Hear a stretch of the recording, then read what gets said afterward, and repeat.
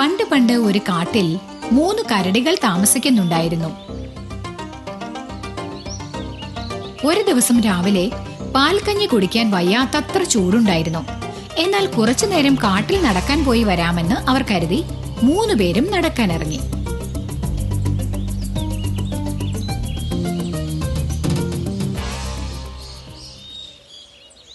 കുറച്ചു ദൂരം ചെന്നപ്പോൾ ഒരു കൊച്ചു പെൺകുട്ടി അതിലെ വന്നു. അവൾക്ക് നല്ല സ്വർണ്ണവർണ്ണത്തിലുള്ള തലമുടിയായിരുന്നു. അതുകൊണ്ട് ആൾക്കാർ അവളെ ഗോൾഡി ലോക്ക് എന്നാണ് വിളിച്ചിരുന്നത്.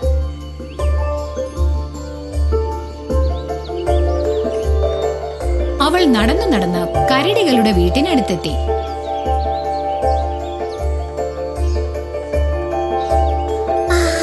എന്ത് നല്ല വീട്! ഇവിടെ ആരാ താമസിക്കുന്നെന്ന് പോയി നോക്കട്ടെ. ഗോൾഡി പതുക്കെ നടന്നു ചെന്ന് കതകിൽ തട്ടി വിളിച്ചു. ഇവിടെ ആരെങ്കിലും ഉണ്ടോ?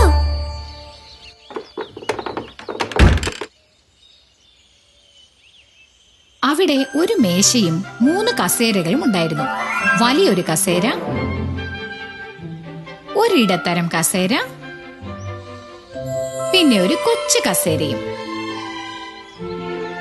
മേശപ്പുറത്ത് പാത്രങ്ങളിൽ പാൽക്കഞ്ഞിയും ഉണ്ടായിരുന്നു.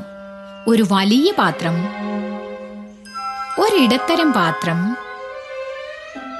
പിന്നെ ഒരു ചെറിയ പാത്രവും.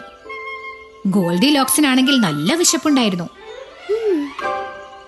പാൽക്കഞ്ഞിയുടെ മണം കേട്ടാലേ കൊതിയാവുന്നു. അവൾ വലിയ കസേരയിലിരുന്ന് വലിയ സ്പൂൺ എടുത്ത് വലിയ പാത്രത്തിൽ നിന്നും കുറേശ്ശെ പാൽക്കഞ്ഞി എടുത്ത് കുടിക്കാൻ തുടങ്ങി. സ്പൂണിന് നല്ല ഭാരം, പാൽക്കഞ്ഞിക്ക് നല്ല ചൂടുമുണ്ടായിരുന്നു. ഗോൾഡി ലോക്ക് അവിടെ നിന്നും എഴുന്നേറ്റ് ഇടത്തരം കസേരയിലേക്ക് ചെന്നു. പക്ഷെ അതും അവൾക്ക് ബുദ്ധിമുട്ടായി തോന്നി. ഇടത്തരം പാത്രത്തിലെ പാൽക്കഞ്ഞി തണുത്തുപോയിരുന്നു. അങ്ങനെ അവൾ ചെറിയ കസേരയിലേക്ക് മാറിയിരുന്നു. എന്നിട്ട് ചെറിയ സ്പൂൺ കയ്യിലെടുത്തു. ചെറിയ പാത്രത്തിൽ നിന്നും കുറച്ച് പാൽക്കഞ്ഞി കഴിച്ചു നോക്കി. കൂടുതൽ ചൂടുമില്ല, വല്ലാതെ തണുത്തിട്ടുമില്ല.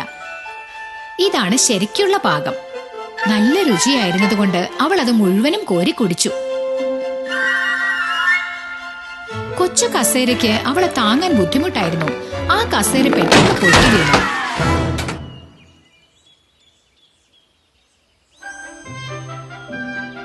പിന്നെ ഗോൾഡി ലോക്സ് മുകളിലെ നിലയിലേക്ക് പോയി. അവിടെ 3 കിടക്കകൾ ഉണ്ടായിരുന്നു. ഒരു വലിയ കിടക്കയും, ഒരിടത്തരം കിടക്കയും, പിന്നെ ഒരു ചെറിയ കിടക്കയും.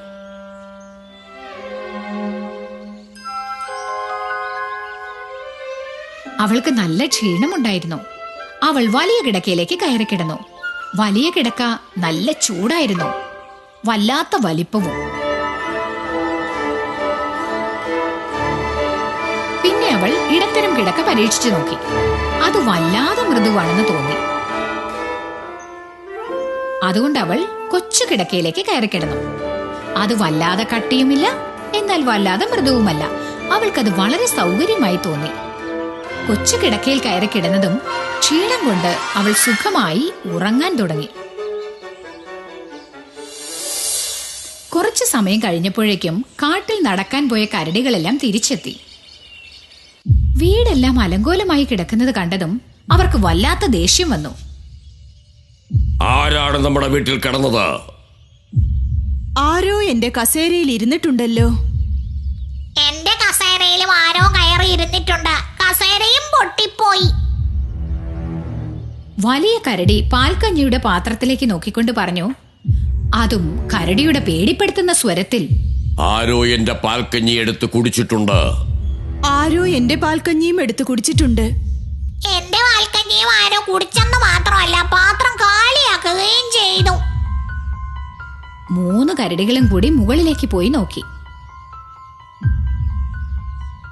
തന്തക്കരടിയുടെ കിടക്ക ആകെ അഴുക്കായിരുന്നു.